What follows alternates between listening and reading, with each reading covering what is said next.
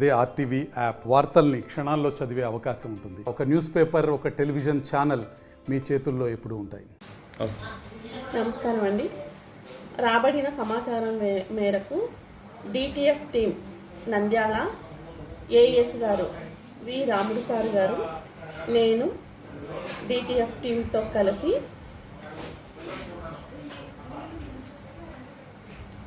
సేనాపురం అవుట్స్కట్స్లో రైడ్కి వెళ్ళగా అక్కడ బట్టి దగ్గర సారాయి వండుతూ ఒక వ్యక్తి ఉన్నారు. 3 డ్రమ్ముల వాష్ అంటే దాదాపు 600 లీటర్లు, ఒక 4 మూటల బెల్లం మరియు 20 లీటర్ల సారాయి అక్కడ ఉన్నది.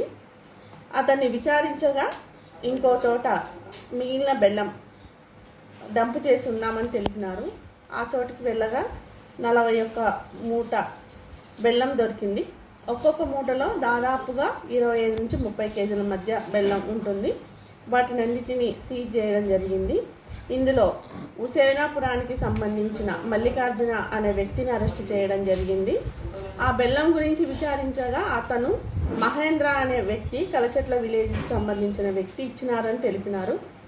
కలచెట్ల విలేజ్కి వెళ్ళి మహేంద్ర గురించి విచారించగా మేము వెళ్ళే సమయానికి ముద్దాయి గ్రామంలో లేడని తెలిపినారు. అతన్ని A2గా కేసులో ఇన్వాల్వ్ చేస్తున్నాం. A1ని అరెస్ట్ చేసి రిమాండ్ చేస్తున్నామండి. ఏదైనా ఇల్లీగల్కి సంబంధించి సారాయి కానీ మిగతా విషయాలు ఏవి ఉన్నా మాకు ఇన్ఫర్మేషన్ ఇవ్వాల్సిందిగా కోరుతున్నాం. Department number 9440902584.